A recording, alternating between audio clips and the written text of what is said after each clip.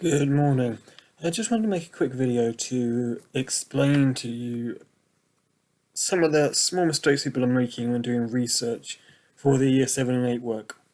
Now, it's likely that over the course of this lockdown there will be more research to be done, and what I don't want is for people to keep repeating the same mistakes over and over. And to illustrate that, I've pulled up two screens here. On my left, possibly your right, is a Word document which has the title, the word beginnings at the top. And this is a Year 8's work. It's not to embarrass anybody, it's not got his name on it anywhere, it's just a piece of work that I have grabbed off of Teams. And it's not abnormal. A lot of the work from Year 7 and 8 has looked a lot like this. Now, if you have a look at this, it looks, on first glance, like a really nice piece of work about Rosalind Franklin. And if you scroll down, it's actually got an enormous amount of writing here. It's got a full 6 pages of very interesting facts about Rosalind Franklin. In all honesty, I didn't have time to read the whole thing. Unfortunately, and I know this because I recognise the piece of work from having researched it myself, this is a direct copy-paste off of the internet.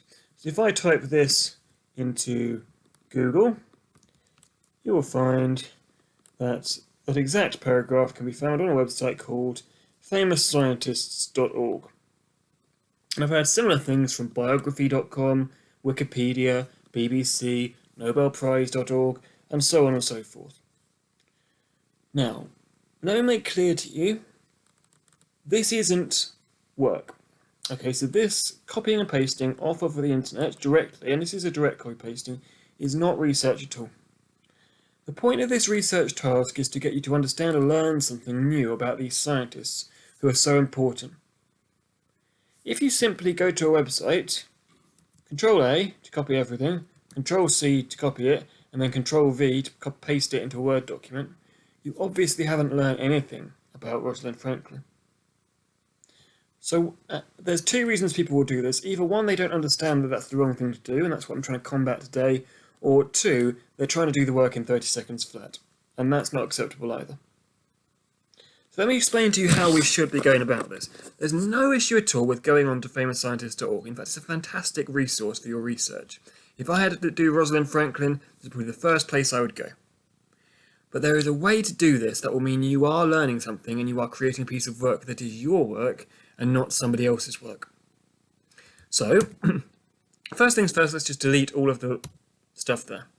That's irrelevant. When you go to a website about a scientist or anything you're trying to research, first thing you need to do is read it.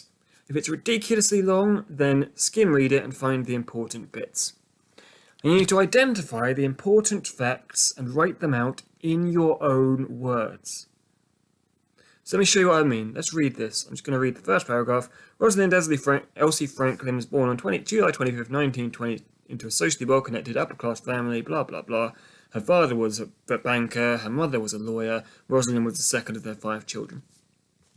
Now, if I'm researching Rosalind Franklin for a science lesson, what do I care about here?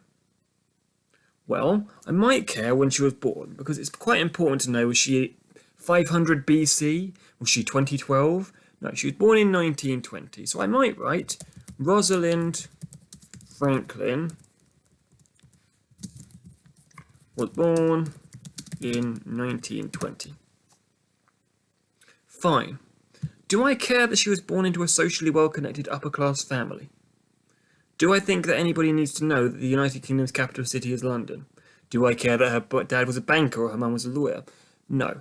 None of those things need to be written, so I can immediately skip that paragraph. Now, I'm not going to go through the whole thing, but I can immediately skip all of this, actually, because I don't care about where she went to school, I don't really care about what she read, whether she could speak German or not, that's irrelevant. And degree, so I skip and I skip and I skip and I skip and I skip until eventually I might find this paragraph here might be interesting. I might think that Franklin researching X-ray diffraction is important. What I don't want you to do is just write Rosalind Franklin researched X-ray diffraction. Because this is another issue. If you don't, maybe you do know what X-ray diffraction is, but if you don't, then there's no point you writing it.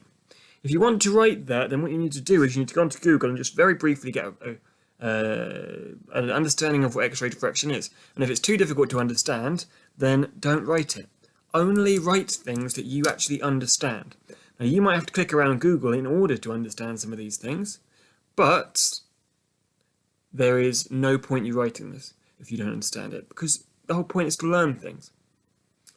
Now, I might go through the whole thing, I might get a load of facts. She did this, she did that, she did this again. Okay, that's all my facts I got from there. Fine, and then because I've used this website, even though I haven't copied it, I have used it, I need just to get the website at the top, so I just go to the search bar at the top, I copy the website, I paste it at the bottom of my work, like that. Which will either come out like that, like a little blue thing, or it will come out as www.famousscientist.org, etc. That is how we reference for now. It's a little bit more complicated when you get to A level, but we're not at A level. So for now, just get the website. And by the end, I should have a load of facts from at least 2 or 3, if not 4 or 5 websites, not just one, at least 2 or 3. I should have a load of facts, fact,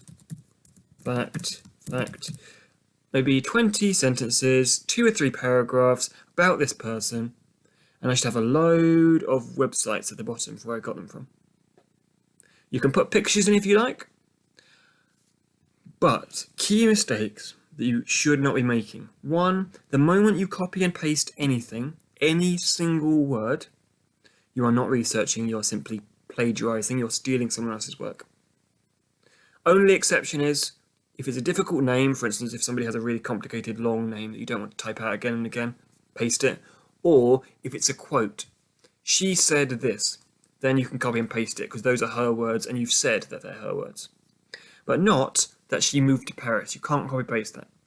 So every word should be your own words unless it's a quote.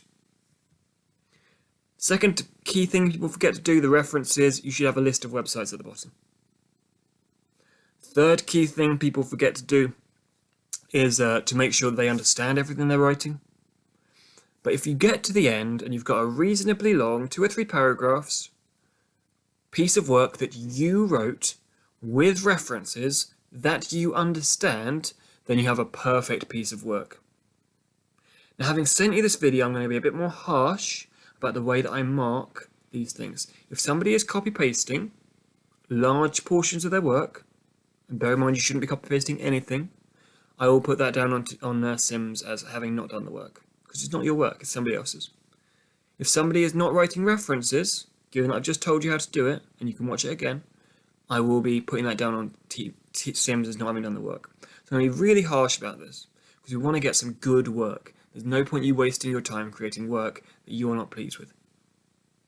I hope that's made it really clear. If you have any questions at all, contact me or your other teacher and make sure you understand before you do your next piece of work.